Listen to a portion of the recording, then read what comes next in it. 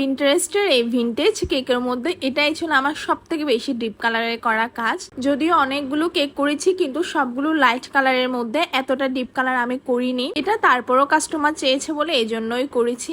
আর যেহেতু এটা পিঙ্ক কালারের ক্ষেত্রে একটু প্রবলেম হয়, কালারটা তেতো হয়ে যায়। পিঙ্ক কালার না, আসলে যে কোনো ডিপ কালারের মধ্যে এই সমস্যাটা হয়, যার কারণে আমি এটা কাস্টমারদেরকে বলেই দিই।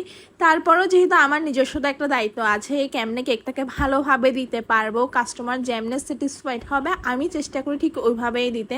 ডিপ কালারটা করার আগে আমি বেসটা একদম লাইট টাইপের একটা কালার দিয়ে করে নিয়েছি। এরপরে খুব অল্প কিছু পরিমাণে ক্রিমের মধ্যে আমি ডিপ কালারটা এনেছি। এটার ক্ষেত্রে যেটা হবে, এই কাজটা করলে পুরো কেকের মধ্যে অনেক বেশি কালারও ব্যবহার হলো না, এছাড়া কেকটা নষ্ট হওয়ার সম্ভাবনা একদমই থাকে না, কারণ কালার যত কম ইউজ করতে পারা যায় ততই ভালো। আপনারা নিজেরাই দেখতে পাচ্ছেন আমি খুব অল্প পরিমাণে ক্রিমের মধ্যে এই ডিপ কালারটা করেছি।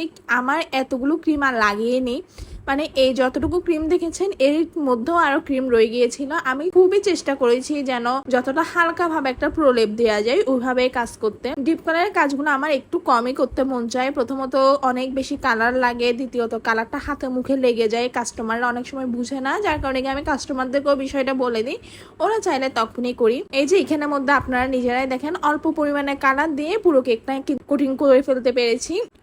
কালারটা কিন্তু আসলে অনেক সুন্দর, এটা দিয়ে কাজ করতে সুন্দর লাগে, যে কোনো ডিপ কালারের কাজে করতে সুন্দর লাগে। শুধুমাত্র মিক্স হয়ে যায়, তেতো হয়ে যাবে বা ঝামেলা করে, এই কারণে গিয়ে এই ডিপ কালারের কাজগুলো করা হয় না তেমন একটা। যাই হোক, এই কেকটা তো আমার অনেক করা হয়েছে এবং এই কাজটা আমার করতে করতে মুখস্থ হয়ে গিয়েছে। এক কথায় আমাকে দিদিটা যে রেফারেন্স পিকচারটা দিয়েছিল ওইটা একদম একটা নিউ বেকারে করা কাজ। কাজটা খুবই হজবরল টাইপের ছিল, উল্টাপাল্টা টাইপের ছিল। আমি ওনাকে এটা বলে দিয়েছি যে এই কাজটা আসলে হবে না, কিন্তু ওইরকমের মধ্যে সিমিলার টাইপের আমি চেষ্টা করব করে দিতে। তো উনি আমাকে বলেছে যে আমার যেমন ভালো লাগে। আর দিদিটা আসলে আমার কেক এতটাই পছন্দ করে, উনি এই শহরের বাইরে থাকে, যখনই উনি সিটিতে আসে চেষ্টা করে কেক নেওয়ার জন্য। তো আসার পরেই আমাকে এই কেকটা অর্ডার দিয়ে দেয়।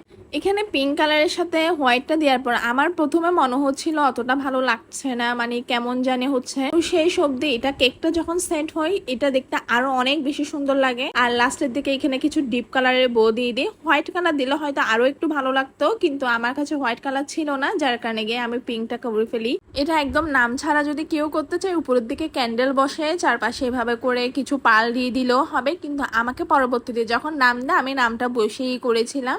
আপনারা অবশ্যই জানাবেন আপনাদের কাছে এই কেকটা দেখতে কেমন লেগেছে। Thank you.